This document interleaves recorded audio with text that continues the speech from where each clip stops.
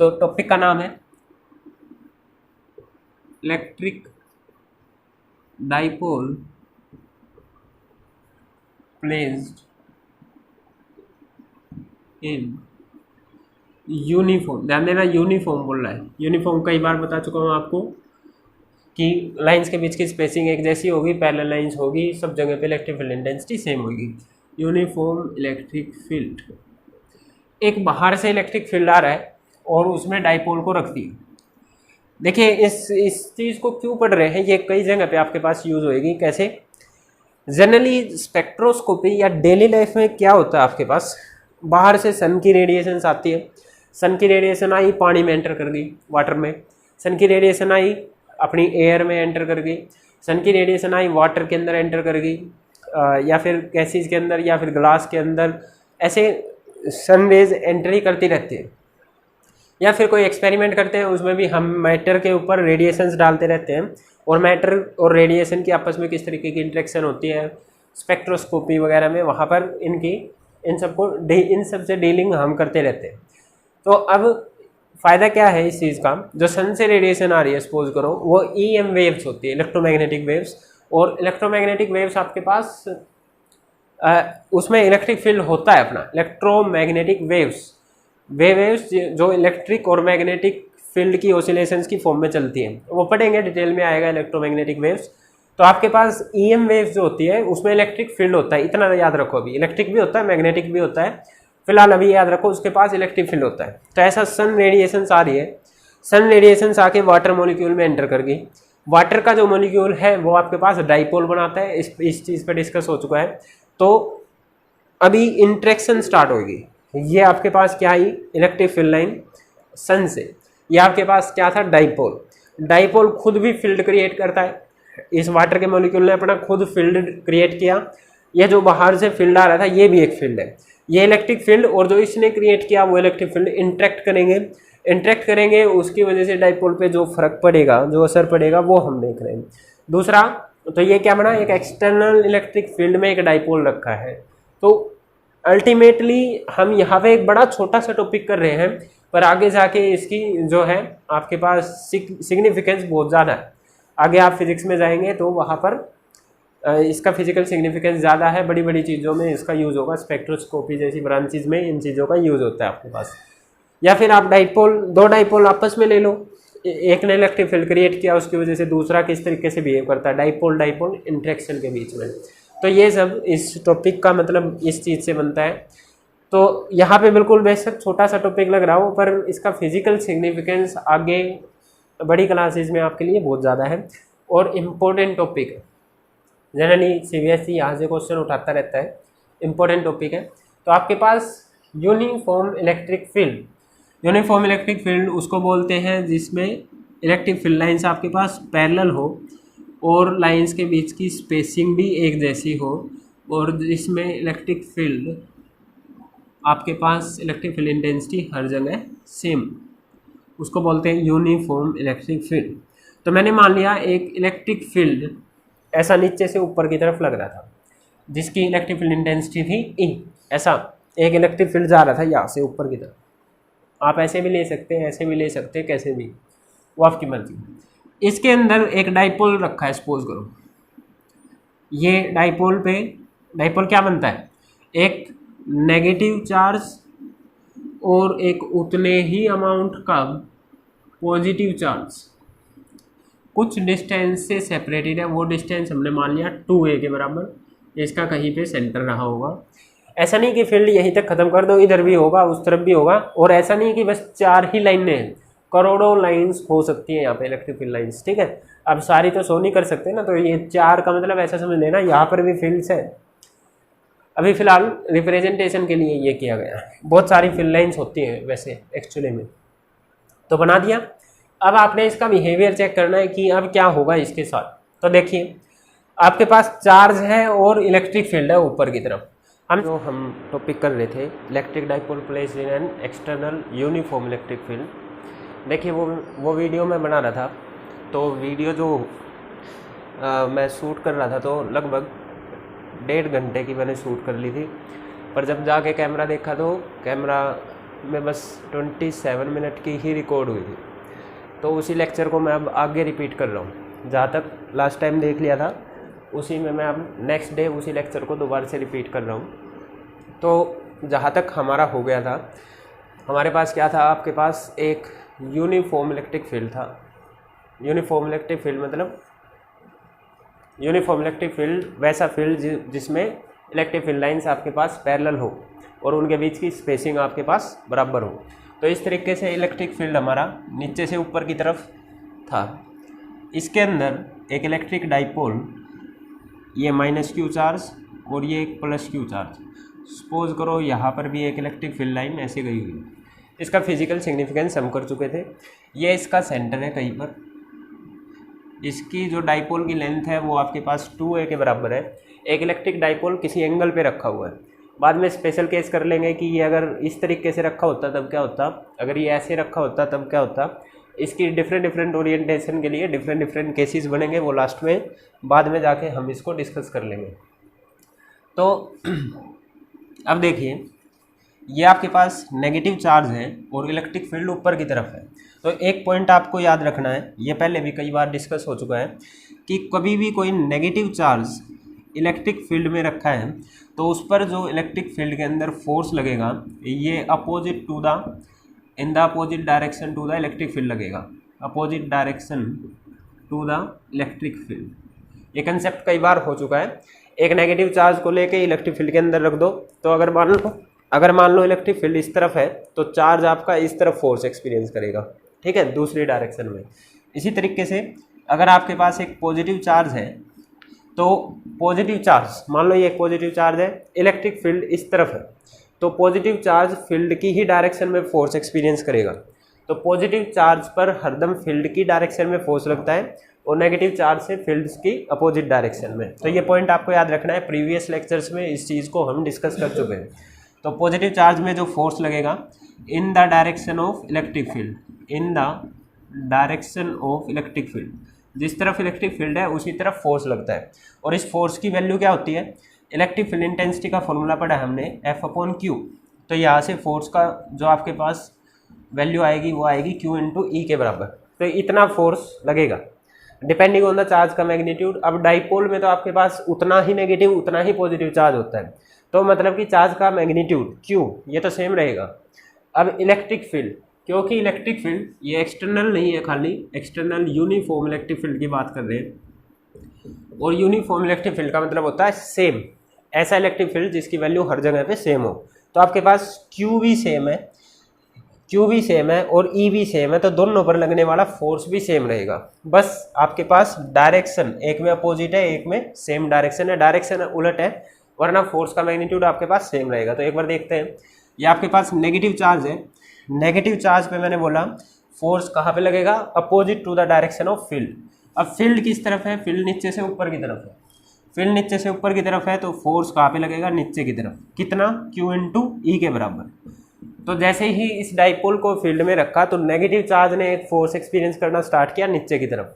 ऐसा ही आपके पास positive charge है, पॉजिटिव चार्ज पे क्या होगा भाई, पॉजिटिव चार्ज पे जो फोर्स लगता है in the direction of field, जिस तरफ फील्ड है उसी तरफ। फील्ड किस तरफ है, फील्ड नीचे से ऊपर की तरफ जा रहा है, तो पॉजिटिव चार्ज पर फोर्स इन द डायरेक्शन, जिस तरफ फील्ड है उसी तरफ फोर्स लगेगा। तो फोर्स ऊपर, पॉजिटिव चार्ज है, फील्ड ऊपर की तरफ है, तो फोर्स भी आपकी तरफ ऊपर की तरफ लगेगा, इस तरफ, ठीक है।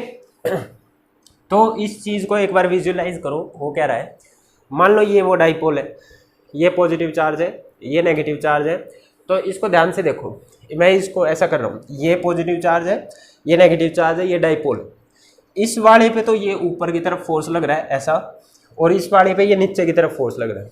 तो इस पे ऊपर की तरफ, इस पे नीचे की तरफ, तो क्या होगा, रोटेट करना स्टार्ट करेगा दोबारा से। इस पे ऊपर की तरफ, पॉजिटिव चार्ज पे ऊपर की तरफ, नेगेटिव चार्ज पे नीचे की तरफ, तो होगा क्या, ये रोटेट करना स्टार्ट कर देगा।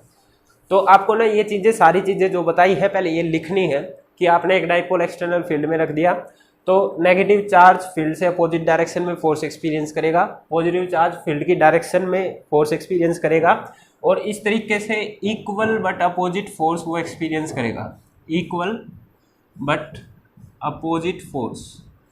और इस इक्वल बट अपोजिट फोर्सेस का एक नाम होता है कपल, ठीक है। ये एक कपल फोर्स एक्सपीरियंस करेगा। कपल फोर्स क्या होते हैं? Equal but opposite forces. और इसकी वजह से हम देख चुके हैं ये क्या करने लगा? रोटेट करने लग गया। तो इसकी वजह से क्या होगा? Dipole will start rotating. Dipole will start rotating. इसमें रोटेशनल इफेक्ट आ गया, ठीक है। अब आपको वो कैलकुलेट करना है कि इसकी जो रोटेशन है वो कितनी है।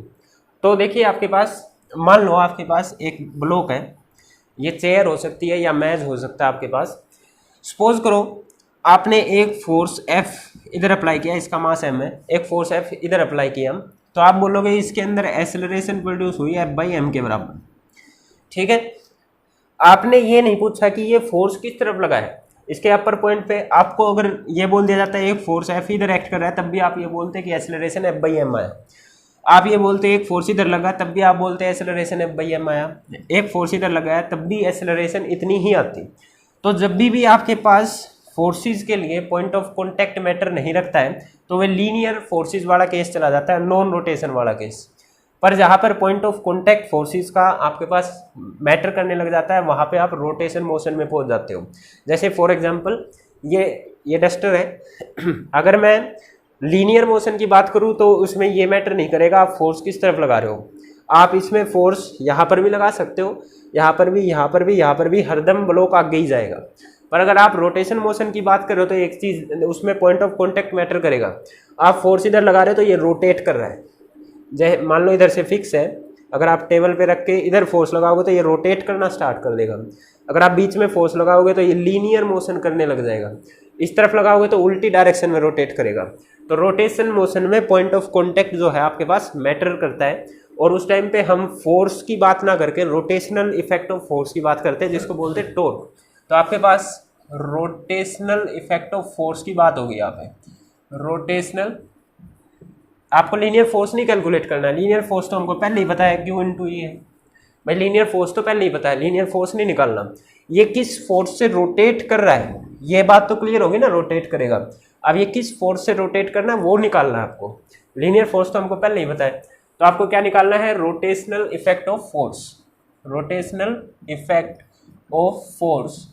और 11th क्लास में आप कर चुके हो, इसी को आप बोलते हो टॉर्क, ठीक है। रोटेशनल इफेक्ट ऑफ फोर्स को ही आप क्या बोलते हो? टॉर्क। टॉर्क को आप टाउ से डिनोट करते हो और इसका फॉर्मूला होता है R×F, ठीक है। R×F। F क्या होता है? जो लीनियर फोर्स आपने लगाया है। और R क्या होता है? एक्सिस ऑफ रोटेशन से परपेंडिकुलर डिस्टेंस। मान लो एक दरवाजा है, ठीक है। दरवाजा किस तरीके का रहता है? एक बार मैं इसको रब कर रहा हूँ। ये आपके पास घर में एक दरवाजा है, ठीक है। ये वो दरवाजा यहाँ से इस तरफ ऐसे खुल सकता है, आपके पास खुल या बंद हो सकता है। इस चीज़ को पकड़ के आप, यहाँ पे एक हैंडल होता है, हैंडल को पकड़ के आप इसको इधर भी ला सकते हो या इधर भी ला सकते हो, ठीक है। तो आपका जो दरवाजा है वो रोटेट तो करता है ना किसी एक्सिस के अलोंग। मान लो एक जगह से फिक्स होता है दरवाजा, जहाँ पे आपके मान लो एक तरफ से फिक्स होता है, इससे यहाँ पे ऐसा बंद कर सकते हो या उसी के अलोंग इधर खोल सकते हो। तो जिस तरफ से फिक्स है उसको तो बोलते हैं एक्सिस, उसको क्या बोलते हैं? एक्सिस। अब आप दरवाजे के हैंडल को पकड़ के फोर्स लगा रहे होते हो, ठीक है। दरवाजे के हैंडल को पकड़कर लीनियर फोर्स लगाते हो, या तो आप पुल करते हो या पुश करते हो।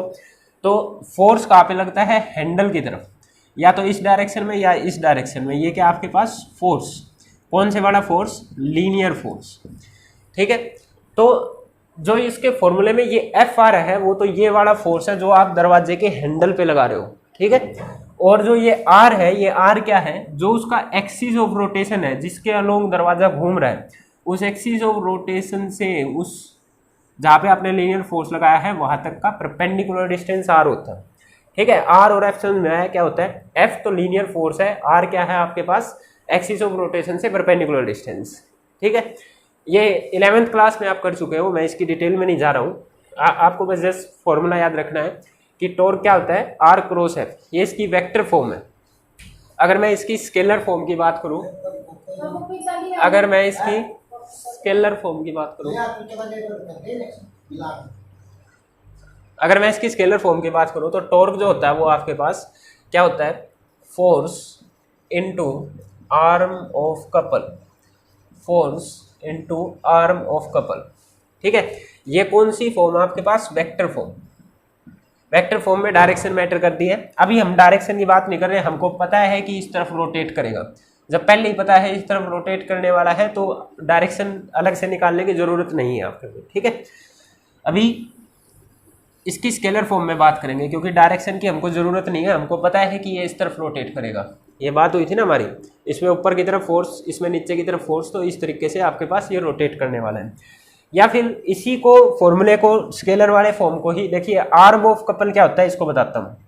आर्म ऑफ कपल क्या होता है, आर्म ऑफ कपल, ये एक्चुअली में ये सारी चीज़ें मेरे को बताने की ज़रूरत नहीं थी क्योंकि 11th क्लास में कर चुके हो, फिर भी मैं इसको बता रहा हूँ दोबारा से।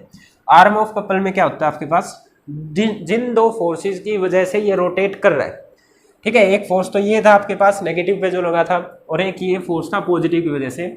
उन दो फोर्सेस के बीच का perpendicular distance arm of couple बोला जाता है, ठीक है। आर्म ऑफ कपल क्या है, इट इज द परपेंडिकुलर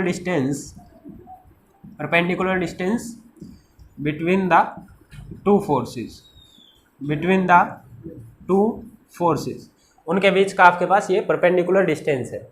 तो कुल मिला के मेरे को ये टॉर्क आपको निकालना है, ठीक है। ये टॉर्क निकालना है जिसका फॉर्मूला क्या है, फोर्स इनटू में आर्म ऑफ कपल, ठीक है। इसको मैं इक्वेशन 1 नाम दे लेता हूँ।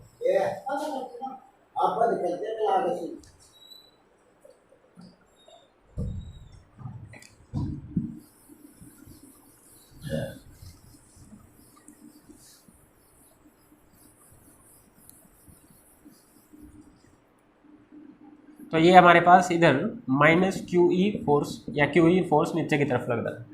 अभी देखो मेरे को टॉर्क चाहिए जिसका फॉर्मूला है force into arm of couple. Force तो मेरे को ऑलरेडी पता है कितना है, F equal to Q into E, force तो ऑलरेडी पता है। अब मतलब बनता है आर्म ऑफ कपल का। आर्म ऑफ कपल क्या बताया मैंने, जहाँ पर दो फोर्सेज लग रहे हैं उनके बीच का परपेंडिकुलर डिस्टेंस। एक फोर्स तो इधर है, एक फोर्स इधर है। एक बार दोबारा से मैं इसको ऐसे बना रहा हूँ, ठीक है। एक फोर्स यहाँ पर QE नीचे की तरफ लग रहा है, एक फोर्स यहाँ पर QE ऊपर की तरफ लग रहा है। अब इनके बीच का परपेंडिकुलर डिस्टेंस ये तो हो नहीं सकता। ये कितना है भाई, ये तो डाइपोल की लेंथ है आपके पास 2 है, ये परपेंडिकुलर थोड़ी है, ठीक है। परपेंडिकुलर बनाना है तो मैं क्या करूँगा, इस लाइन को थोड़ा सा नीचे की तरफ बढ़ाता हूँ और यहाँ से इस वाले फोर्स से, भाई देखिए ये आपके पास एक फोर्स है जो कि एक वेक्टर क्वांटिटी है, ये भी एक फोर्स है जो कि एक वेक्टर क्वांटिटी है। और वेक्टर्स की एक बड़ी खास प्रॉपर्टी होती है कि वेक्टर्स को पैरेलली शिफ्ट किया जा सकता है। मतलब कि ये वाला एक वेक्टर और बिल्कुल ऐसे ही एक पैरेलल में एक वेक्टर, ये दोनों बराबर इक्वल होते हैं वेक्टर, ठीक है। आपने पैरेललोग्राम लॉ में भी किया है, जैसे एक वेक्टर ए ये है, एक वेक्टर बी ये है, तो इसको पैरेलली शिफ्ट अगर इधर कर दूँ तो ये वेक्टर भी ए ही बनेगा। ये वेक्टर बी है तो इसको पैरेलली शिफ्ट कर दूँ इधर तो ये वेक्टर भी आपके पास बी बनेगा।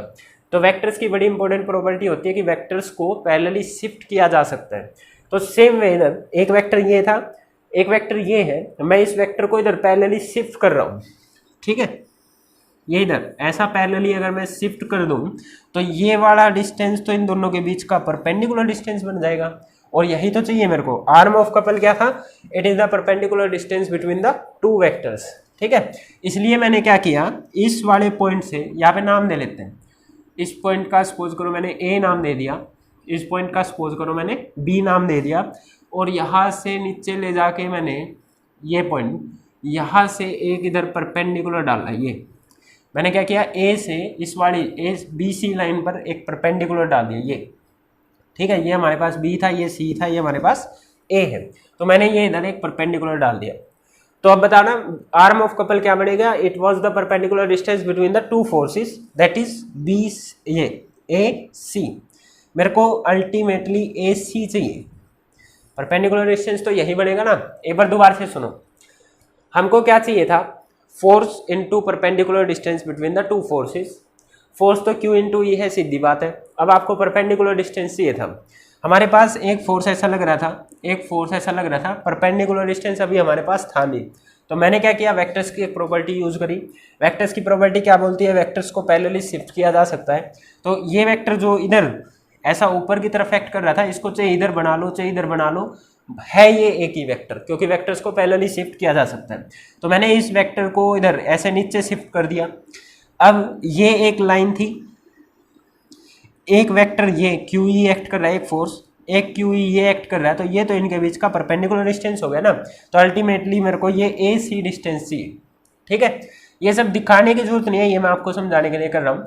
आपको बस करना क्या है, ए से सी पर सीधा परपेंडिकुलर डिस्टेंस ड्रॉ कर देना है और इस ए सी को निकाल देंगे हम, वही आपके पास आर्म ऑफ कपल होगा। ठीक है, अब आगे चलते हैं। ए सी निकालना हमको, मेन चीज जो मेन चीज है हमारे पास, क्या निकालना है हमको, A C, that is arm of couple. अब मैं क्या कर रहा हूं, मैं मान के चल रहा हूं कि लेट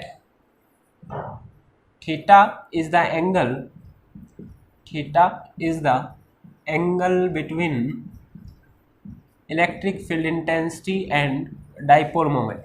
ई और पी के बीच में, भाई ये इलेक्ट्रिक फील्ड इस डाइपोल के साथ कुछ तो एंगल बना रहा है ना।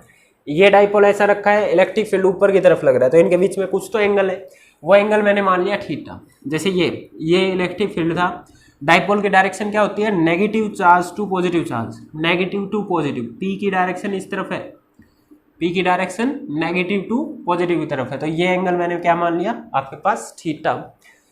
अगर ये थीटा है, ये भी तो डाइपोल मोमेंट और इलेक्ट्रिक फील्ड के बीच का डिस्टेंस है, ये भी आपके पास थीटा होगा। अगर इस लाइन को आगे बढ़ाऊं, क्योंकि वेक्टर्स को पैरेलली शिफ्ट किया जा सकता है, ठीक है, ये चीज हमको बताया, वेक्टर्स को पैरेलली शिफ्ट किया जा सकता है, तो ये इलेक्ट्रिक फील्ड इंटेंसिटी है, ये P है, तो ये एंगल भी तो थीटा होगा, ये सारे ही थीटा होंगे आपके पास। तो एक चीज, अगर ये एंगल थीटा हो गया तो ये एंगल भी आपके पास थीटा होगा। ठीक है, तो अल्टीमेटली आपके पास ये एंगल कितना आ गया, थीटा। मैं उसको इधर अलग से शो कर रहा हूँ। अब मैं क्या करूँगा, मेरे को तो ए सी चाहिए, तो ट्रायंगल्स की प्रॉपर्टी यूज करो, ए सी निकाल लो। In triangle A B C, अगर इस ट्रायंगल में मैं साइन थीटा लिखना चाहूँ, साइन थीटा क्या होता है भाई, परपेंडिकुलर अपॉन हाइपोटेन्यूज। देखिए साइन कोसाइन ये सब क्या होते हैं, एक राइट एंगल ट्रायंगल की साइड्स की रेशियो को बोला जाता है ट्रिग्नोमेट्रिक फंक्शन। तो उनमें से साइन थीटा कौन सी वाली साइड्स की रेशियो होती है, परपेंडिकुलर अपॉन हाइपोटेन्यूज। परपेंडिकुलर कौन सा है, ये एक एंगल थीटा है, ये आपके पास परपेंडिकुलर है, तो ये तो आपके पास बेस बना, जहाँ पे दो एंगल होते हैं वो बेस होता है। ये तो खुद ही हमने परपेंडिकुलर ड्रॉ करा था, ये परपेंडिकुलर है और ये वाली लाइन आपके पास हाइपोटेन्यूज है। तो आपको क्या करना है, परपेंडिकुलर अपॉन हाइपोटेन्यूज। परपेंडिकुलर कौन है, ए सी, जो कि हमको निकालना है, डिवाइडेड बाई हाइपोटेन्यूज। हाइपोटेन्यूज आपके पास ए बी, और ए बी की लेंथ तो आपके पास 2a के बराबर है, तो ए बी को क्या रख देंगे 2a। तो साइन थीटा यहाँ से क्या बना, ए सी अपॉन 2a। यहाँ से ए सी कितने के बराबर आ जाएगा, इसको क्रॉस मल्टीप्लाई करो, यह है आपके पास 2a साइन थीटा। अब आपके पास आर्म ऑफ कपल भी आ गया और फोर्स जो था आपके पास Q इंटू ई के बराबर वो भी आ गया। दोनों चीजें आ गई, उठा के इक्वेशन 1 में रख देंगे तो आपके पास टॉर्क की वैल्यू आ जाएगी। तो इसको क्या कर रहा हूं मैं, यूजिंग इन इक्वेशन 1,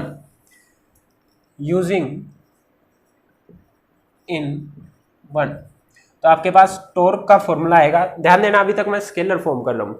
फोर्स कितना है, Q इंटू ई, और आपके पास आर्म ऑफ कपल जो कि AC था वो आया आपके पास 2a साइन थीटा, इंटू में 2a साइन थीटा। ठीक है, अब हमको पता है कि डायपोल मोमेंट तो Q इंटू 2a होता है, तो यहाँ पे देखिए ये Q और ये 2a, ये दोनों मिलकर क्या बना देंगे आपके पास, डायपोल मोमेंट P से डिनोट होता है आपके पास, और वो एक वेक्टर क्वांटिटी। तो यहाँ से टॉर्क किसके बराबर आ जाएगा, P, Q और 2a को हटा के तो P रख दिया, बचा कौन, E और साइन थीटा, ये आ गया। ये आपके पास स्केलर फॉर्म है, जनरली यही यूज होगी आपके पास। अगर मैं इसको वेक्टर फॉर्म में लिखना चाहूँ, in vector form torque is equal to, जब भी साइन थीटा हटता है तो कौन सा प्रोडक्ट आता है, ठीक है, वेक्टर्स में T भी एक वेक्टर है, E भी एक वेक्टर है, तो साइन थीटा हटेगा तो क्रॉस प्रोडक्ट आता है, तो ये इसकी वेक्टर फॉर्म हो जाएगी। Vector form in general use नहीं होती है, आपके पास स्केलर फॉर्म ही यूज होती है, तो यहाँ पर ले जाकर भी छोड़ सकते हैं, वरना P क्रॉस E भी आप याद रख सकते हैं। ठीक है, ये इसकी पता नहीं भाई, साइन थीटा हटता है तो क्रॉस प्रोडक्ट बनता है, कोस थीटा हटता है तो आपके पास डॉट प्रोडक्ट बनता है। तो मेन आपके पास ये फॉर्मूला आया टॉर्क का, P ई साइन थीटा।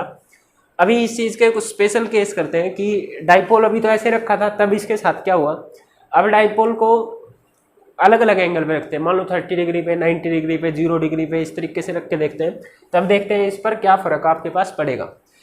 अच्छा एक बात और, मैंने ये बोल जरूर दिया था कि ये रोटेट करेगा, रोटेशन स्टार्ट करेगा, पर इसका मतलब ये नहीं कि ये पंखे की तरह बड़ा फास्ट इस तरीके से रोटेट करना स्टार्ट कर देगा, ठीक है, फैन की तरह रोटेट नहीं करेगा। ये देखेंगे आगे चल के कि ये थोड़ा सा रोटेट करेगा, जरा सा भी घूमना रोटेशन मोशन होता है। जैसे आपके पास व्हीकल है, कोई गाड़ी है, किसी मोड़ पे हल्का सा कट लेती है, ठीक है, एक जैसे बाईपास पे या किसी नेशनल हाईवे पे थोड़ा सा इस तरीके से झुकाव के साथ मोड़ है, उसको भी रोटेशनल मोशन बोलते हैं। तो रोटेशन का मतलब ये मत समझो कि पंखे का घूमना ही एक रोटेशन मोशन है, अपनी डायरेक्शन चेंज कर देना ही रोटेशन मोशन आ जाता है आपके पास।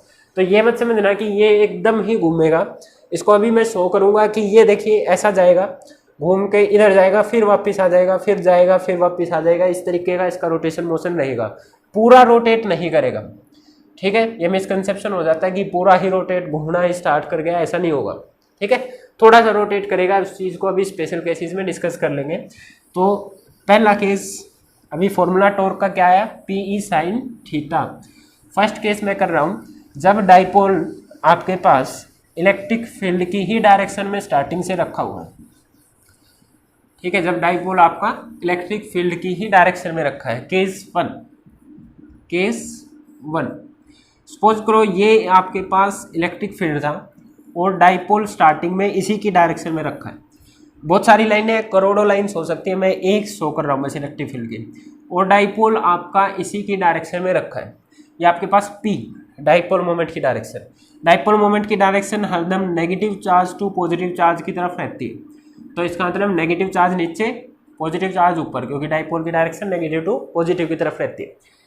अब इलेक्ट्रिक फील्ड भी इसी तरफ है, P भी इसी तरफ है, मतलब कि जो इलेक्ट्रिक फील्ड की ही डायरेक्शन में डाइपोल को पहले से, देखिए पिछला जो केस किया था उसमें ऐसे रखा था डाइपोल किसी एंगल के साथ, अब की बार मैंने इसको पहले ही स्टार्टिंग से ही इलेक्ट्रिक फील्ड की डायरेक्शन में रखा है।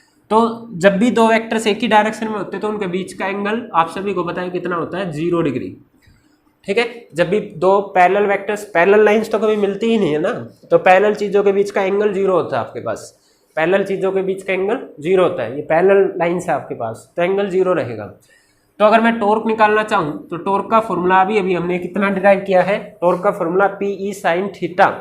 तो PE sin थीटा, थीटा की जगह 0 रखो, तो टॉर्क आएगा आपके पास PE sin 0 डिग्री, sin 0 कितना होता है 0, तो sin 0 की वैल्यू 0, मतलब कि टॉर्क लगा ही नहीं, मतलब रोटेशन आया ही नहीं।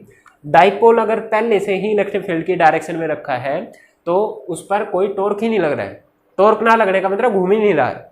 तो मैंने बोला था ना कि हर ऐसा नहीं है कि ये पूरा रोटेशन पूरा ऐसा घूम रहा है, इस पे जब ये इलेक्ट्रिक फील्ड की डायरेक्शन में आ गया तो इस पर टॉर्क लग ही नहीं रहा, तो इसका मतलब पूरा रोटेट ही नहीं करेगा, ठीक है। इस चीज़ को एक बार फिजिक्स से समझते हैं। फिजिक्स में क्या हुआ, ये ऐसा डाइपोल रखा था, ऐसा इलेक्ट्रिक फील्ड है, स्टार्टिंग में ही बताया था एक पॉजिटिव चार्ज पर फील्ड की डायरेक्शन में फोर्स लगता है, ये आपके पास पॉजिटिव चार्ज है, फील्ड ऊपर की तरफ है, तो फोर्स किस तरफ लगेगा, फील्ड की डायरेक्शन में, कितना, Q इंटू ई के बराबर।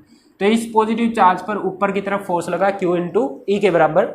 ऐसे ही नेगेटिव चार्ज पर फील्ड से उल्टी डायरेक्शन में फोर्स लगता है, तो ये नेगेटिव चार्ज है, नेगेटिव चार्ज पर फील्ड से उल्टी डायरेक्शन में, फील्ड किस तरफ है, फील्ड ऊपर की तरफ है, तो फोर्स किस तरफ लगेगा, नीचे की तरफ, Q इंटू ई। अब ये मान लो ये वो डाइपोल था, इस पर QE फोर्स से ऊपर की तरफ खींचा गया, QE फोर्स से इसको नीचे की तरफ खींचा गया, जितने फोर्स से ऊपर खींचा जा रहा है उतने ही फोर्स से नीचे खींचा जा रहा है, तो कहीं पे जाएगा क्या है, जितना ऊपर फोर्स लगाया उतना ही नीचे फोर्स लगाया, तो ना ऊपर जाएगा ना नीचे जाएगा, यहीं पर रहेगा। तो इस कंडीशन को बोलते हैं स्टेबल इक्विलिब्रियम, ठीक है भाई, ना ऊपर जा रहा है ना नीचे जा रहा है, मतलब नेट फोर्स 0 है, ना रोटेट कर रहा है, तो टॉर्क इसलिए 0 आया, ये फिजिक्स से दिख रहा है हमको। और इसी को बोलते हैं the dipole will be in stable equilibrium. Way question यही पूछते हैं कि डाइपोल कैसे इक्विलिब्रियम में रहेगा, स्टेबल में या फिर आपके पास अनस्टेबल इक्विलिब्रियम में, ठीक है। तो ये स्टेबल इक्विलिब्रियम की कंडीशन है, everything that exist in this universe wants to be stable, कोई भी अनस्टेबल नहीं रहना चाह रहा, ठीक है। तो इसका मतलब इलेक्ट्रिक फील्ड क्या करना चाह रहा है, डाइपोल को अपनी डायरेक्शन में लेके आना चाह रहा है, डाइपोल कहीं पर भी रखें, इलेक्ट्रिक फील्ड घुमा फिरा के उसको अपनी डायरेक्शन में लाना चाह रहा है, क्योंकि वो वहीं पर स्टेबल है। ठीक है, उसके अलावा वो कहीं पर भी हो वो अनस्टेबल इक्विलिब्रियम में रहेगा। डाइपोल अगर इलेक्ट्रिक फील्ड की डायरेक्शन में है तो उस पर कोई टॉर्क नहीं लगेगा, अगर कोई टॉर्क नहीं लगेगा तो वो उसकी स्टेबल कंडीशन रहेगी। कुछ एक दो केसेस और करते हैं, वहां से ये चीज और क्लियर हो जाएगी आपको। नेक्स्ट केस में हम क्या करते हैं, डाइपोल को 180 डिग्री एंगल पर रख लेते हैं। ठीक है, case second, if theta equal to 180 degree, dipole को हमने 180 डिग्री पर रख दिया। अब 180 डिग्री का क्या मतलब है, इलेक्ट्रिक फील्ड हमारा ऊपर की तरफ लग रहा था, डाइपोल जो डायरेक्शन है उसकी नीचे की तरफ हो। भाई एक लाइन इधर है, एक लाइन इधर है, तभी तो 180 डिग्री का एंगल बनता है आपके पास। तो इलेक्ट्रिक फील्ड ऊपर की तरफ, जो पी एंटी पैरेलल वेक्टर्स के बीच में आपके पास 180 का एंगल बनता है। तो ई ऊपर की तरफ, पी नीचे की तरफ रहेगा। 180 डिग्री एंगल का मतलब ये है आपके पास। ठीक है, अब इस पर देखते हैं रोटेशन कितना आएगा। टॉर्क, टॉर्क का फॉर्मूला था P E sine theta, theta को आप रखोगे 180 डिग्री, साइन 180 भी जीरो होता है, साइन 180 जीरो है तो टॉर्क यहाँ पर भी आपके पास कितना आया, जीरो। मैं पहले ही बता चुका हूँ, जब भी डाइपोल पहले ही इलेक्ट्रिक फील्ड की डायरेक्शन में रखा हो, चाहे इलेक्ट्रिक फील्ड की खुद की डायरेक्शन में, चाहे इलेक्ट्रिक फील्ड से अपोजिट डायरेक्शन में, पर है इलेक्ट्रिक फील्ड के अलोंग, जब भी डाइपोल स्टार्टिंग से ही इलेक्ट्रिक फील्ड के अलोंग रखा हो तो उस पर कोई भी टॉर्क नहीं लग रहा, वहां पर भी टॉर्क जीरो, यहाँ पर भी टॉर्क जीरो। इसका मतलब क्या है, डाइपोल उस केस में स्टेबल इक्विलिब्रियम में रहता है, डाइपोल उस केस में स्टेबल इक्विलिब्रियम में रहता है। अदरवाइज इनके अलावा कोई भी एंगल बने तो आपके पास डाइपोल अनस्टेबल इक्विलिब्रियम में रहेगा। तो इलेक्ट्रिक फील्ड क्या चाह रहा है, डाइपोल को घुमा फिरा के अपनी डायरेक्शन में लेके आना चाह रहा है। इस चीज का बड़ा अभी तो मैं इसका फिजिकल सिग्निफिकेंस नहीं बता सकता, जब पोलराइजेशन आएगा तब इसका सिग्निफिकेंस बताऊंगा कि ये चीज एक्चुअली में क्या कर रही है। ठीक है, पर मैं आपको थोड़ा सा मैग्नेट में बता देता हूँ। अगर आपने केमिस्ट्री में पढ़ा हो फेरोमैग्नेटिक, डायमैग्नेटिक सब्सटेंस वगैरह, फेरोमैग्नेटिक, पैरामैग्नेटिक और डायमैग्नेटिक सब्सटेंसेस, तो वहां पर एक केस आता है कि जब इनको एक्सटर्नल मैग्नेटिक, मान लो ये फेरोमैग्नेटिक सब्सटेंस है, ठीक है, इसको एक्सटर्नल मैग्नेटिक फील्ड के अंदर रख दिया तो वो मैग्नेटिक फील्ड क्या करता है, इसके अंदर खुद मैग्नेटिक डाइपोल्स होते हैं, वो एक्सटर्नल मैग्नेटिक फील्ड उन मैग्नेटिक डाइपोल्स को अपनी डायरेक्शन में अरेंज करके इसको मैग्नेटाइज कर देता है। फेरोमैग्नेटिक सब्सटेंस वो जो एक्सटर्नल मैग्नेटिक फील्ड में, फील्ड की डायरेक्शन में मैग्नेटाइज हो जाते हैं। तो वो किस वजह से होते हैं, एक्सटर्नल मैग्नेटिक फील्ड आया, मैग्नेटिक फील्ड, जैसे यहाँ पे इलेक्ट्रिक फील्ड डाइपोल को अपनी डायरेक्शन में ले आता है, वैसे ही उधर मैग्नेटिक फील्ड डाइपोल्स को, मैग्नेटिक डाइपोल्स को अपनी डायरेक्शन में ले आता है और उसको मैग्नेटाइज कर देता है सब्सटेंस को। तो इसका भी सिग्निफिकेंस आएगा, इसका भी समझ में नहीं आएगा, वो आपने थोड़ा बहुत पढ़ रखा है इसलिए वो बता दिया मैंने। ये आपके नेक्स्ट आने वाले जब कैपेसिटर पढ़ेंगे वहाँ पे पोलराइजेशन पढ़ेंगे तब आपको इस चीज़ को मैं डिस्कस कर दूंगा कि इलेक्ट्रिक फील्ड डाइपोल्स को अपनी डायरेक्शन में लेके आता है। अभी लिख लेना आप, इलेक्ट्रिक फील्ड क्या कोशिश करता है, डाइपोल्स को अपनी डायरेक्शन में अरेंज करने की। ठीक है, इंपॉर्टेंट पॉइंट है, कैपेसिटर के केस में जब जाएंगे तो वहां पर ये चीज यूज होगी हमारे पास। ऑलराइट, तो नेक्स्ट हम चलते हैं, आपके पास जो केस 3 ले लेते हैं। केस 3 हम ले लेते हैं जब डाइपोल आपके पास 90 डिग्री के एंगल पर आपके पास रखा हो। ये आपके पास इलेक्ट्रिक फील्ड है, डाइपोल इधर भी हो सकता है, इधर भी हो सकता है, कैसे ही रख लो 90 डिग्री का एंगल बनेगा। ये आपके पास कितने का एंगल बन गया, 90 डिग्री। तो टॉर्क कितना लगेगा, देखिए भाई साइन थीटा की जो वैल्यू होती है, साइन थीटा इसकी वैल्यू -1 to +1 के बीच में होती है। ठीक है, -1 to +1, 1 से बड़ा नहीं होता साइन, -1 से छोटा नहीं होता, -1 और +1 के बीच की सारी वैल्यूज साइन के बीच में के अंदर हो सकती है। तो इसकी मैक्सिमम वैल्यू कितनी होती है, +1, मिनिमम वैल्यू कितनी होती है, -1। ठीक है, ना इससे छोटा होगा ना इससे आपके पास बड़ा हो सकता है। तो यहाँ पे टॉर्क जब मैं निकालना चाहूंगा तो P इज साइन, आपके बार एंगल कितना लिया है, 90 डिग्री, और साइन 90 की वैल्यू होती है 1। अगर साइन 90 1 हो गया तो मैंने तो साइन की मैक्सिमम वैल्यू रख ली। T को मैं चेंज नहीं कर सकता, कांस्टेंट है, E को मैं चेंज नहीं कर सकता, कांस्टेंट है। चेंज कौन हो रहा था, एंगल। ठीक है, वो एंगल को भी चेंज करके मैंने मैक्सिमम वाली वैल्यू रख दी। इसका मतलब क्या है, टॉर्क इस टाइम पे मैक्सिमम गुणा मैक्सिमम गुणा मैक्सिमम, इस टाइम पे टॉर्क हमारे पास कितना है, मैक्सिमम लग रहा है।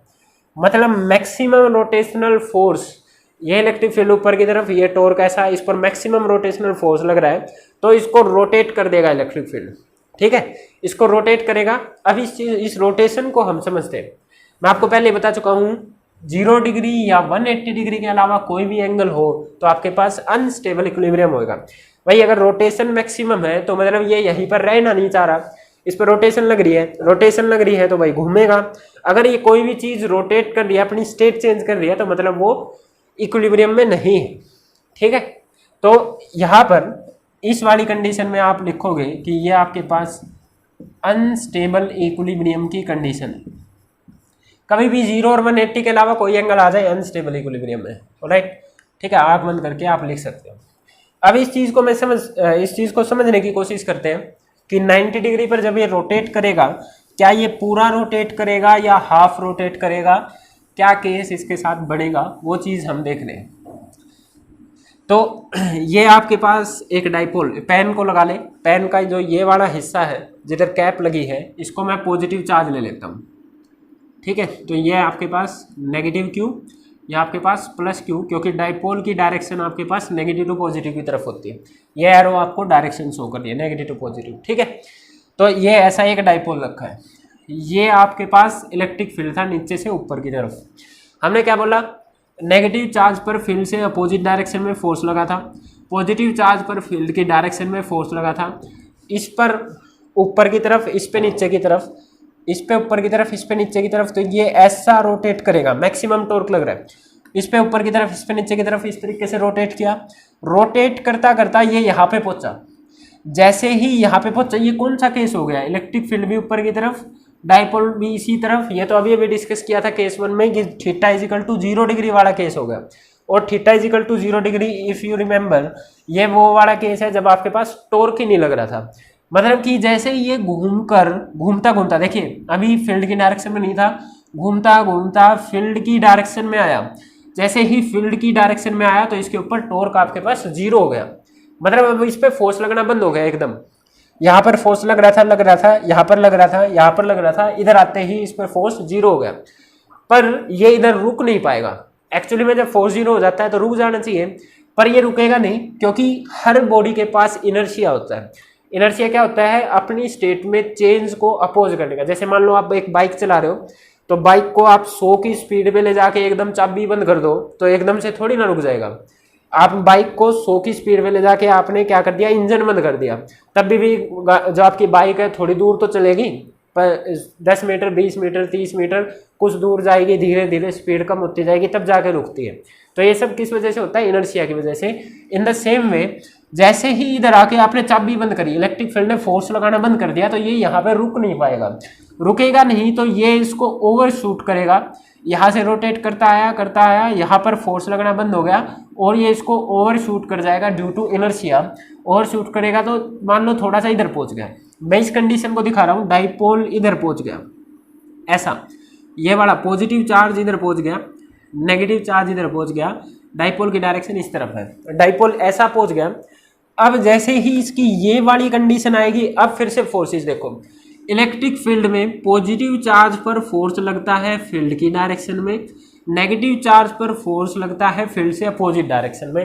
अब क्या होने लग गया, इस पे उस तरफ पॉजिटिव चार्ज पर उस तरफ फोर्स है, नेगेटिव चार्ज पर इस तरफ फोर्स है, तो इसकी वजह से क्या होगा, उस तरफ फोर्स और इस तरफ फोर्स, ये ऐसा, तो ये ऐसे रोटेट करना स्टार्ट करेगा। भाई इस पे उस तरफ, इस पे उस तरफ पुश लग रहा है, इस पे इस तरफ पुश लग रहा है, तो ये ऐसा रोटेट करना स्टार्ट करेगा। मतलब कि ये स्टार्टिंग से यहाँ चलता चलता इसको ओवरशूट करके इधर आया और फिर वापस इस पे फोर्स लगने लग गया दूसरी डायरेक्शन में, तो अब ये फिर वापस उस तरफ जाना स्टार्ट करेगा। जैसे ये उस तरफ जाना स्टार्ट किया तो फिर ये 0 वाली कंडीशन आएगी, फिर कभी तो आएगा ना इस डायरेक्शन में, 0 वाली कंडीशन आएगी तो फिर टॉर्क लगना बंद, फिर चाबी बंद होगी बाइक की, फिर चाबी बंद होगी। अब की बार ये कम स्पीड से आया, पहले बहुत दूर से एनर्जी लेके आया था, अब ये कम स्पीड से आया, तो ओवरशूट करेगा पर थोड़ा सा ही कर पाएगा और आगे जाके जैसे मान लो थोड़ा सा ही किया, तो मैं इसको यहाँ कहीं पे शो कर देता हूँ इस तरीके से। अब पॉजिटिव चार्ज इधर पहुंच गया, नेगेटिव चार्ज इधर पहुंच गया, फिर से पॉजिटिव चार्ज पर फील्ड की डायरेक्शन में फोर्स, नेगेटिव चार्ज पर फील्ड से अपोजिट डायरेक्शन में फोर्स। अब फिर से फोर्सेस उलट गए, इस पे ऊपर की तरफ, इस पे नीचे की तरफ, तो ये फिर घुमाएगा। तो ऐसा करते करते एक बार ये इधर जाएगा, एक बार इधर जाएगा, एक बार इधर जाएगा, और धीरे धीरे मैग्नीट्यूड कम होता होता बीच में आके रुक जाएगा। जैसे आप 100 की स्पीड पे ले जाके बाइक को बंद करो तो वो मान लो 50 मीटर जाके रुके, ठीक है। पर अगर आपकी बाइक पहले ही 50 की स्पीड से चल रही थी फिर बंद करोगे तो वो 20 तक मीटर जाएगी, ठीक है। और कम स्पीड से वो तो और कम जाएगा। तो इस तरीके से ये मैग्नीट्यूड कम होता जाएगा, कम होता जाएगा, अल्टीमेटली डाइपोल यहाँ के रुक जाएगा, जो कि स्टेबल कंडीशन है। तो डाइपोल स्टेबल होना चाहता है और रुका किस डायरेक्शन में है, फील्ड की डायरेक्शन में, ठीक है। रुका किस डायरेक्शन में है, फील्ड की डायरेक्शन में। तो यहाँ से ये चीज प्रूव होती है कि इलेक्ट्रिक फील्ड जो है डाइपोल को अपनी डायरेक्शन में अरेंज करने की कोशिश करता है, ठीक है। ये इंपॉर्टेंट पॉइंट है, ये आप याद रखेंगे, लिख सकते हैं। Electric field tries to arrange electric dipole in its own direction, ठीक है। इस चीज को आप लिख लेना। अभी इसमें एक छोटी सी बात और कर लेते हैं। अगर ये यूनिफॉर्म की जगह नॉन यूनिफॉर्म फील्ड होता, if this field is non uniform instead of uniform, non uniform field कौन सा होता है?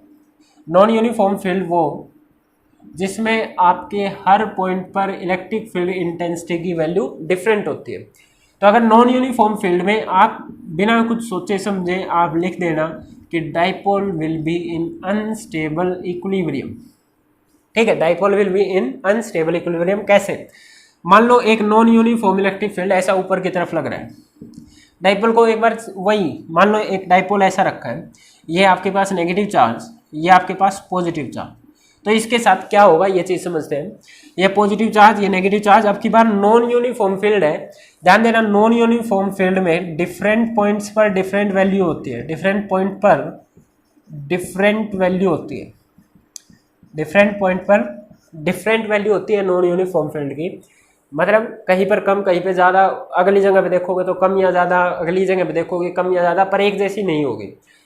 तो सपोज करो एक फील्ड इस तरीके से, चलो मैं इसको दूसरे एग्जाम्पल से समझाता हूँ, थोड़ा सा एग्जाम्पल ही ले लेता हूँ, मैं एग्जाम्पल ले लेता हूँ आपके लिए। एग्जाम्पल आपके लिए एक इलेक्ट्रिक फील्ड डिफाइन किया है 2x i कैप से, एक इलेक्ट्रिक फील्ड है that is given by 2x i cap. जब भी इस तरीके की नोटेशन दे रखी हो तो आपको समझ जाना है कि ये नॉन यूनिफॉर्म फील्ड है। कैसे? जब आप x की वैल्यू 0 रखोगे तो e की वैल्यू भी 0 आएगी, x की वैल्यू आप 1 रखोगे तो e की वैल्यू आ जाएगी 2i कैप। i कैप क्या शो कर रहा है? x डायरेक्शन में इलेक्ट्रिक फील्ड है।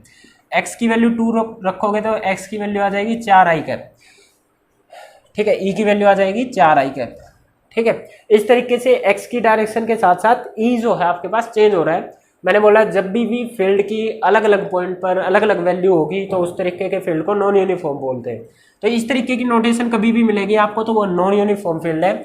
बाकी मोर डिटेल में यूनिफॉर्म और नॉन यूनिफॉर्म फील्ड मैं पहले बता चुका हूँ प्रीवियस लेक्चर्स में, आप उस लेक्चर को जाके देख सकते हैं। I don't remember which lecture was it, शायद इलेक्ट्रिक फील्ड लाइन से पहले वाला लेक्चर था, तो आप एक बार उस चीज़ को जाके देख लेना अगर देखना चाह रहे हो, वरना मोटे मोटे तौर पे मैंने इधर बता दिया आपको, ठीक है। एक डाइपोल रखा है ऐसा, एक dipole, suppose a dipole is placed at, suppose a dipole is placed at 1,0,0 and यहाँ पे आपके पास -q चार्ज की लोकेशन है और +q चार्ज आपके पास 4,0,0 पर रखा हुआ है, ठीक है। इस तरीके का केस है। तो आपसे पूछा गया है whether the dipole will be in stable और अनस्टेबल इक्विलिब्रियम। ध्यान देना, नॉन यूनिफॉर्म देखते ही अनस्टेबल आ जाता है, पर मैं समझा रहा हूँ कैसे। पहले इलेक्ट्रिक फील्ड देखो, एक्स एक्सिस के लोग हैं, आई कैप क्या शो कर रहा है? इलेक्ट्रिक फील्ड एक्स एक्सिस के लोग हैं। तो ऐसा इस तरफ आपके पास इलेक्ट्रिक फील्ड है कितना? 2x i कैप के बराबर।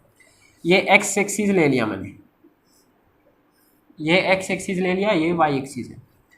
एक्स एक्सिस पर 1,0,0 1, ये भाई सबको पता है ना ये नोटेशन, ये एक्स की वैल्यू होती है, वाई की वैल्यू होती है, ये जेड की वैल्यू होती है। तो 1,0,0 ये ओरिजिन है, 0,0,0 ये ओरिजिन है। यहाँ पर कहीं पे 1,0,0 पर -q चार्ज रखा है और फिर आपके पास 4,0, 1 2 3 4 यहाँ कहीं पर +q चार्ज रखा है 4,0,0 पर। तो ऐसा एक नेगेटिव चार्ज, एक पॉजिटिव चार्ज, एक डाइपोल बनाएगा। यह डाइपोल आपके पास इलेक्ट्रिक फील्ड में रखा हुआ है, जो कि इलेक्ट्रिक फील्ड उस तरफ है। यहाँ पर भी बना सकते हो आप इलेक्ट्रिक फील्ड ऐसा, ठीक है, इलेक्ट्रिक फील्ड की डायरेक्शन उस तरफ। तो अब देखिए जैसे ही पॉजिटिव चार्ज इलेक्ट्रिक फील्ड में दिखा, आप बोलोगे कि पॉजिटिव चार्ज पर तो फील्ड की डायरेक्शन में फोर्स लगता है, और आप बोलोगे नेगेटिव चार्ज पर फील्ड से अपोजिट डायरेक्शन में फोर्स लगता है। एक बार इधर बना रहे हैं, ये -q चार्ज था, नेगेटिव चार्ज पर फील्ड तो उस तरफ है, फील्ड से उल्टी डायरेक्शन में फोर्स लगता है, मतलब इस तरफ, और फोर्स की वैल्यू होती है q इंटू ई। ठीक है, q इंटू ई। पर क्या मैं इलेक्ट्रिक फील्ड की एक ही वैल्यू ले सकता हूँ? नहीं, इलेक्ट्रिक फील्ड डिफरेंट पॉइंट्स पर डिफरेंट है। तो सपोज करो मैं इसको E1 नाम दे लेता हूँ, इस पर जो इधर फोर्स लग रहा है F1 नाम दे लेता हूँ, वो F1 किसके बराबर है? Q इंटू E1 के बराबर। ऐसा ही है आपके पास, इस पर फील्ड के डायरेक्शन में फोर्स लगेगा, इसको F2 नाम दे लेता हूँ।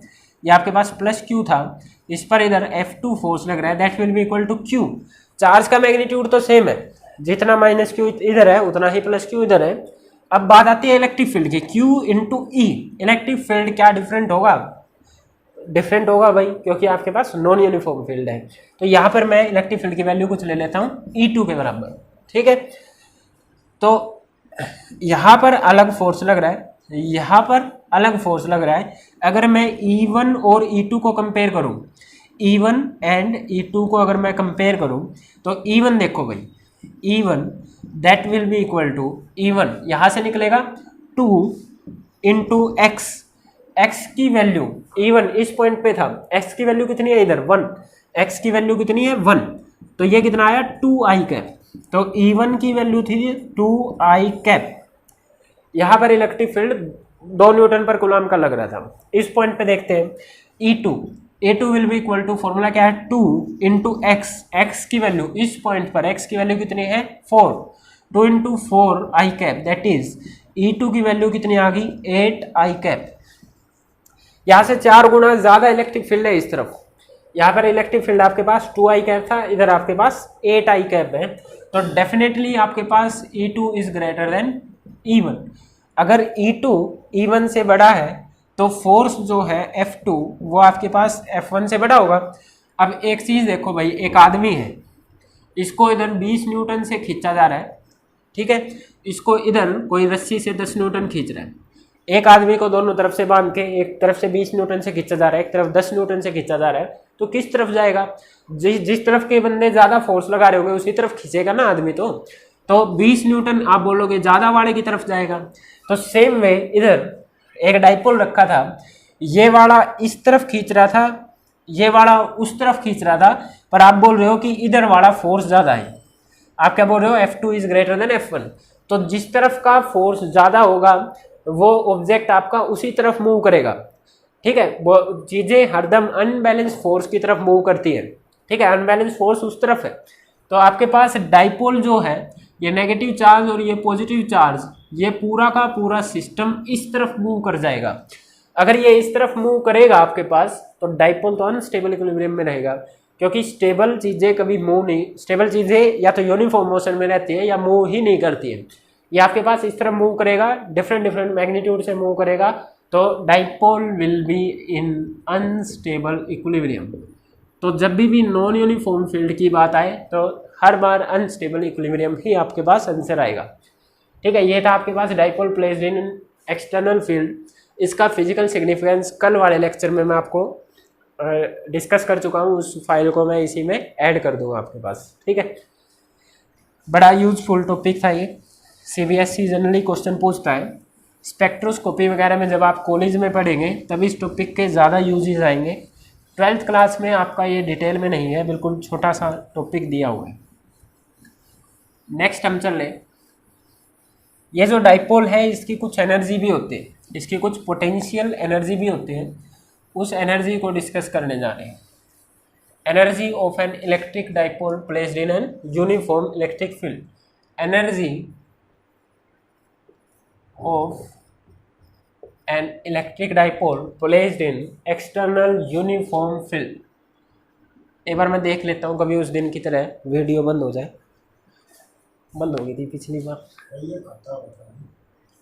ना। Dipole placed in an uniform electric field, इसकी कुछ एनर्जी होगी, देखते हैं एनर्जी कहाँ से आ रही है। एक बार पिछले वाले केस पे दोबारा से चलते हैं। ये आपके पास इलेक्ट्रिक फील्ड इस तरीके से यूनिफॉर्म फील्ड था।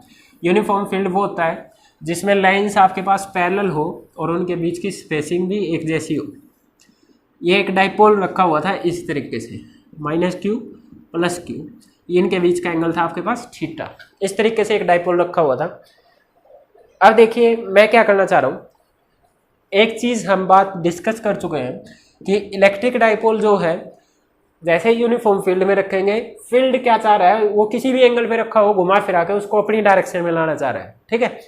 तो मान लो इलेक्ट्रिक फील्ड इसको अपनी डायरेक्शन में ले आया, एक बार हमने इसको छोड़ दिया, फ्रीली छोड़ दिया इसको। जैसे इसको फ्री छोड़ा, लास्ट टॉपिक में हम ये डिटेल में कर चुके हैं कि इलेक्ट्रिक फील्ड क्या करेगा, उस डाइपोल को घुमा फिरा के, जैसे भी कुछ भी करे उसको घुमा फिरा के अपनी डायरेक्शन में ले आएगा। तो ये आपके पास अपनी डायरेक्शन में ले आया, ये P इस तरीके से आ गया, ये -q चार्ज, ये +q चार्ज आ गया भाई, ये डाइपोल इसकी डायरेक्शन में आ गया। इलेक्ट्रिक फील्ड क्या चाह रहा है, डाइपोल को अपनी डायरेक्शन में लेके आना, आ गया। अब हम क्या चाह रहे हैं, मैं सपोज करो इसकी ओरिएंटेशन चेंज करना चाह रहा हूँ। मैं क्या चाह रहा हूँ कि नहीं भाई तेरे को ऐसे नहीं रहना, मैं तेरी डायरेक्शन चेंज करना चाह रहा हूँ। तो मैंने इसको सपोज करो किसी एंगल से रोटेट करना, मैं नहीं चाह रहा कि ऐसा रहे, मैं इसको 30 डिग्री पर रोटेट करना चाह रहा हूँ। तो मैंने इसको रोटेट करना चाहा, जैसे ही मैंने इसको घुमाया, इलेक्ट्रिक फील्ड तो अभी भी लग रहा है ना। इलेक्ट्रिक फील्ड का क्या काम है, इलेक्ट्रिक फील्ड बोलेगा कि नहीं भाई मेरे को तो इसको अपनी ही डायरेक्शन में रखना है, मैं इसको इधर ले जाना चाह रहा हूँ, इलेक्ट्रिक फील्ड खींच कर इसको इधर लाना चाह रहे हैं, मैं इसको इधर ले जाना चाह रहा हूँ, इलेक्ट्रिक फील्ड खींच के वापस इधर लाना चाह रहे हैं। तो जब भी इलेक्ट्रिक फील्ड इसको वापस खींच रहा है तो मेरे को इसको इधर ले जाने में ताकत लगानी पड़ेगी भाई। जब कोई अपनी मर्जी से नहीं जाना चाह रहा है तो उसको जबरदस्ती ले जाना पड़ता है। इलेक्ट्रिक फील्ड इधर लाना चाह रहा है और मैं इसको जबरदस्ती उधर ले जाना चाह रहा हूँ, तो मेरे को खुद की एनर्जी खर्च करनी पड़ेगी, क्योंकि मेरे को वर्क करना पड़ेगा। बिना मेरी ताकत लगाए ये अब उस तरफ नहीं जाएगा, क्योंकि ये आना ही इधर चाह रहा है, मेरे को जबरदस्ती उधर ले जाना पड़ेगा। तो मेरे को फोर्स लगाना पड़ेगा, मेरे को वर्क डन करना पड़ेगा, मेरे को अपनी एनर्जी खर्च करनी पड़ेगी। और आप सभी एनर्जी के रूल्स जानते हो, अगर मैं अपनी एनर्जी खर्च करूंगा तो energy can neither be created nor be destroy, energy conserve रहती है। तो मैं अपनी जितनी एनर्जी खर्च करूंगा वही एनर्जी इस डाइपोल की पोटेंशियल एनर्जी की फॉर्म में दिखेगी आपको। ओरिएंटेशन कन्फिगरेशन की वजह से जो भी एनर्जी होती है आपके पास पोटेंशियल एनर्जी होती है। तो क्या डिस्कस हुआ हमारे पास, डाइपोल की ओरिएंटेशन को चेंज करने के लिए, जो कि यूनिफॉर्म फील्ड में रखा है, एक फील्ड में रखे हुए डाइपोल की ओरिएंटेशन को चेंज करने के लिए मेरे को अपनी एनर्जी खर्च करनी पड़ेगी और वही एनर्जी इसकी पोटेंशियल एनर्जी की फॉर्म में दिखेगी। तो आपको क्वेश्चंस कैसे मिलेंगे, एक डाइपोल है उसको 0 डिग्री से 30 डिग्री रोटेट करने के लिए फील्ड में कितनी एनर्जी होगी डाइपोल की, इसको 0 डिग्री से 180 डिग्री तक ले जाने में इसकी कितनी एनर्जी होगी, ठीक है। ये सारे क्वेश्चंस, इस तरीके के क्वेश्चंस आपसे पूछे जाएंगे, ठीक है। तो सपोज करो मैं डाइपोल को बड़े छोटे से एंगल डी थीटा से रोटेट करना चाह रहा हूँ, ठीक है। डाइपोल को मैं डी थीटा एंगल, एक बड़ी छोटी सी डिस्प्लेसमेंट से रोटेट करना चाह रहा हूँ, तो उसकी कितनी एनर्जी होगी वो देख रहा हूँ। डी थीटा, बाद में डी थीटा को आप इसको बड़े एंगल्स के लिए लेके चलेंगे, अभी बिल्कुल ये स्मॉल सा एंगल है, ठीक है। मैं बिल्कुल डी थीटा इतने स्मॉल एंगल से डाइपोल को रोटेट करना चाह रहा हूँ। तो अभी भी बात हो चुकी है हमारी, जब भी रोटेट करेंगे तो वर्क डन करना पड़ेगा, ठीक है। वर्क डन करेंगे तो वर्क डन, छोटे से एंगल से रोटेट कर रहे हैं तो वर्क डन भी स्मॉल सा होगा, ठीक है। अब वर्क डन का फॉर्मूला क्या होता है, वर्क डन का फॉर्मूला क्या होता है, force into displacement, force into displacement. पर हम यहाँ पे कौन सी वाली डिस्प्लेसमेंट की बात कर रहे हैं, कौन सी वाली डिस्प्लेसमेंट है, this displacement is D theta, angle की टर्म वाली डिस्प्लेसमेंट। ये कौन सी होती है, एंगुलर डिस्प्लेसमेंट, ठीक है। कैसे, जैसे आपके पास एक सर्कुलर मोशन है, ये इसका सेंटर है, कोई ऑब्जेक्ट ए पॉइंट पे था, ए पॉइंट से कुछ टी टाइम के बाद बी पॉइंट पे पहुंच गया, तो इसने कितने एंगल से अपनी पोजीशन चेंज कर ली, उसी को तो एंगुलर डिस्प्लेसमेंट बोलते हैं। ए से बी तक आने में कितने एंगल का चेंज किया, उसको एंगुलर डिस्प्लेसमेंट बोलते हैं, एंगुलर। तो जब डिस्प्लेसमेंट आप एंगुलर वाली ले रहे हैं तो फोर्स भी एंगुलर वाला लेना पड़ेगा। और एंगुलर फोर्स कौन सा होता है आपके पास, एंगुलर फोर्स कौन सा होता है, रोटेशनल फोर्स, टॉर्क जिसको बोलते हैं। तो वर्क डन का जो ये फॉर्मूला है, वर्क डन का जो ये फॉर्मूला है, rotational force into rotational angular displacement, ठीक है। रोटेशनल फोर्स टॉर्क से डिनोट होता है और एंगुलर डिस्प्लेसमेंट थीटा से, और हम स्मॉल से डिस्प्लेसमेंट डी थीटा ले रहे हैं तो यहाँ पर आपके पास डी थीटा लग जाएगा। मतलब कि मैंने जो ये डाइपोल पहले से ही फील्ड की डायरेक्शन में था, मैं उसको किसी डी थीटा एंगल से रोटेट कर दे रहा हूँ। ठीक है, ये आपके पास छोटा सा वर्क डन आ गया। ठीक है, D W equal to torque, torque का फॉर्मूला तो अभी अभी P E sine theta last topic में करके आए हैं, इनटू में डी थीटा। ठीक है, ये छोटा सा वर्क डन आ गया डी थीटा रोटेट कराने में। अब वो क्वेश्चन में बोल दे कि नहीं भाई मेरे को तो थीटा 0 डिग्री से 90 डिग्री तक रोटेट करवाना है, तब बताओ मेरे को कितनी एनर्जी होगी। मेरे को तो 90 से 120 तक रोटेट कराना है, तब एनर्जी बताओ मेरे को कितनी होगी। तो वो कोई भी दो एंगल दे देगा कि इतने से इतने एंगल के बीच में रोटेट करो और मेरे को बता दो कि इसकी पोटेंशियल एनर्जी कितनी होगी। तो उस टाइम पे आपको डी थीटा सब छोटे छोटे डिस्प्लेसमेंट मानते जाओ, जितने भी बने आपके पास उन सब का वर्क डन निकालो, सबको जोड़ दो, आपके पास नेट वर्क डन आ जाएगा, नेट एनर्जी आ जाएगी। और इसी के लिए इन सभी को जोड़ने के लिए, कंटिन्यूअस सम करने के लिए हमारे पास मेथड होता है इंटीग्रेशन का। मैथ्स की हेल्प लेते हैं हम और इंटीग्रेशन कर देते हैं। तो हम क्या करेंगे, जितना भी एंगल वो बताए उसको सोल्व करने के लिए हम इंटीग्रेट कर देंगे दोनों साइड। इंटीग्रेशन अपने आप ही उनका कंटिन्यूअस सम कर देगा। बस आपको इंटीग्रेशन को बताना है कि कहाँ से कहाँ तक आप रोटेट कर रहे हो। ठीक है, हम रोटेट कर रहे हैं θ1 से θ2, जिसके साथ ये d लगा होता है ना चेंज, उसी की लिमिट्स आती है। d किसके साथ लगा है, एंगल के साथ। तो आपको एंगल की लिमिट बतानी पड़ेगी, कहाँ से कहाँ तक जाऊँ भाई। 0 से 90, 30 से 60, ये इनिशियल एंगल है जहाँ पर वो स्टार्टिंग में पोजीशन है। ये इनिशियल एंगल है जो उसकी स्टार्टिंग की पोजीशन है, और ये फाइनल एंगल है जहाँ पर रोटेट करके आपको उसको लेके जाना है। ठीक है, इनिशियल एंगल, ये फाइनल एंगल। ऐसे ही आपके पास स्मॉल वर्क डन जुड़ते जुड़ते यहाँ तो आ जाएंगे आपके पास नेट वर्क डन और वर्क डन ही एनर्जी है। ठीक है, यही एनर्जी देगा आपके पास। That will be equal to P, dipole moment constant होता है क्योंकि क्यू इंटू डिस्टेंस, वो तो चेंज नहीं होगा, बाहर आ गया। इलेक्ट्रिक फील्ड यूनिफॉर्म फील्ड है, चेंज नहीं होगा, सेम होता है, बाहर आ गया। अंदर आपके पास बचा θ1 से θ2 इंटू में sine theta D theta. Integration अगर आपको साइन थीटा का पता हो, थोड़ा बहुत एक आधा याद करना पड़ता है आपको। साइन थीटा का इंटीग्रेशन होता है माइनस का कोस थीटा। ठीक है, बच गए भैया।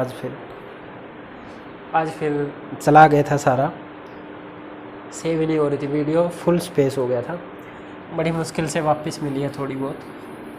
चलो यहाँ तक तो सेव होगी, इसको एक बार दोबारा से कर लें। इतना हम बोल चुके थे कि साइन थीटा का जो इंटीग्रेशन है वो आपके पास माइनस कोस थीटा होगा। इंटीग्रेशन जब आप 12th क्लास में जिनके पास मैथ्स है वे कर लेंगे तो उनका बहुत अच्छा हो जाएगा, तो वो बाद में बताने की ज़रूरत ही नहीं पड़ेगी। वरना एक दो जिनके पास मैथ्स नहीं है, या वो एक दो चीज़ें याद रखें, साइन थीटा का इंटीग्रेशन माइनस का कोस थीटा। तो work done that will be equal to P E sine theta का इंटीग्रेशन क्या आएगा, माइनस का कोस थीटा, माइनस में बाहर ले रहा हूँ, माइनस का कोस थीटा, और अभी लिमिट रखनी रहती है θ1 से θ2। That will be work done will be P E, अब लिमिट्स रखी जाती है। अपर लिमिट कोस θ2, थीटा की जगह एक बार अपर लिमिट रखो, माइनस थीटा की जगह एक बार लोअर लिमिट रखो कोस θ1। ठीक है, ये आपके पास पोटेंशियल एनर्जी होगी डाइपोल की। माइनस पी क्या है, डाइपोल मोमेंट, ई क्या है, इलेक्ट्रिक फील्ड, θ2 क्या है, ये वो फाइनल ओरिएंटेशन है जिसमें आपको ले जाने के लिए बोला गया है। मतलब जैसे आपको बोला गया 0 से 180 ले जाना है तो 180 इधर आएगा। ठीक है, θ1 आपके पास इनिशियल पोजीशन है, उसकी इनिशियल पोजीशन। ठीक है, तो मेन फॉर्मूला ये है, आप ये याद रखेंगे।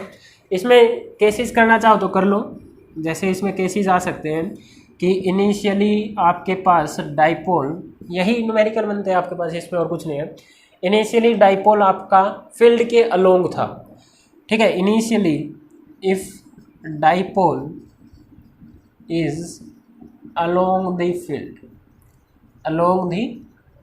फील्ड देन energy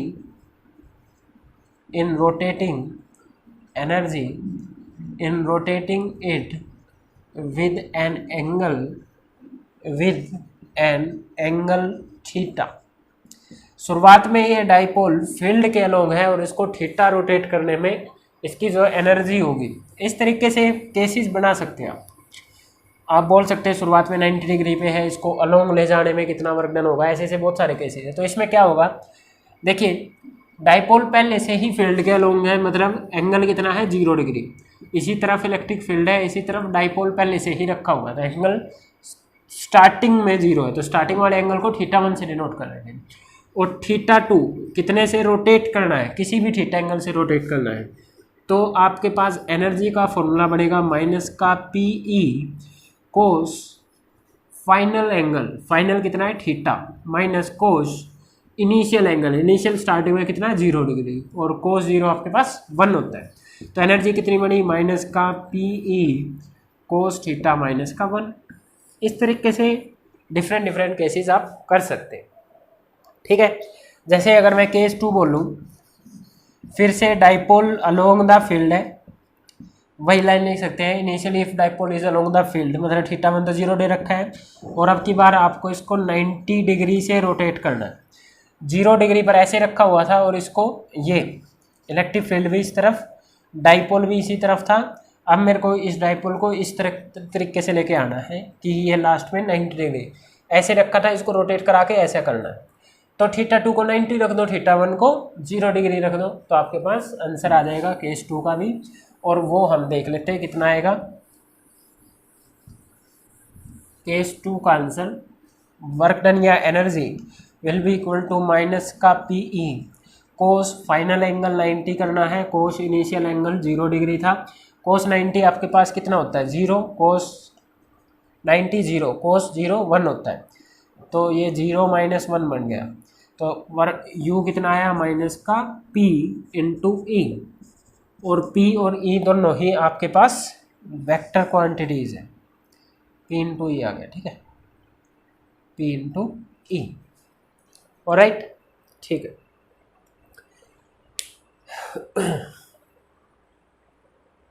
माइनस का minus minus plus, sorry plus का एक माइनस ही एक माइनस ही, ये प्लस का आ गया। एक छोटा सा एक केस और जल्दी से देख लेते हैं, ज़्यादा बड़ी वीडियो हो जाएगी फिर अपलोड करने में प्रॉब्लम होगी, तो आज डेरिवेशन कर लेते हैं, कल एक नई जो वीडियो बनाएंगे उसमें न्यूमेरिकल कर देंगे और फिर इस टॉपिक को ख़त्म करेंगे, हम इलेक्ट्रिक फ्लक्स की तरफ फिर आगे बढ़ेंगे।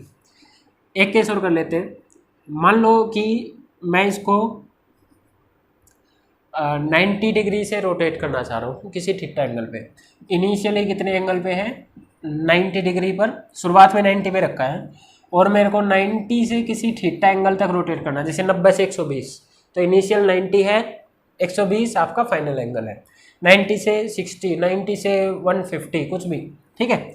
इस तरीके से रोटेट करना है, तो देखिए एनर्जी क्या बनेगी, माइनस का PE कोस फाइनल एंगल तो थीटा है, कोस इनिशियल एंगल 90 डिग्री है, कोस 90 तो 0 हो गया, तो U आपके पास बची माइनस का PE cos theta. Cos theta आता है तो आप सभी को पता है कि वेक्टर्स में डॉट प्रोडक्ट आता है, तो ये फॉर्मूला भी कई जगह पे यूज हो जाता है जब 90 डिग्री से, वरना मेन ये याद रखो, और कुछ भी याद नहीं रखना, मेन फॉर्मूला ये है, इसको ही याद रखो आप, ठीक है। ये P डॉट E, और आप सभी को पता है डॉट प्रोडक्ट स्केलर क्वांटिटी है और एनर्जी भी स्केलर ही होती है, ठीक है। तो टॉर्क था आपके पास P क्रॉस E, टॉर्क क्या था P क्रॉस E, और एनर्जी क्या है P डॉट E, एनर्जी क्या है आपके पास P dot E।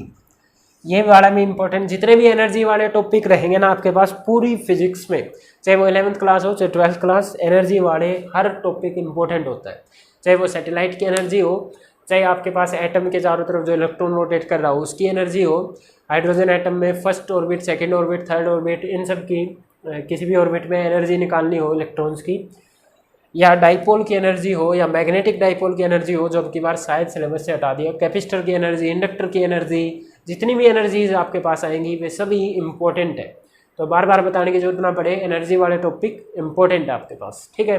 That's all, hope कि आज वीडियो रिकॉर्ड हो गई हो, थैंक यू।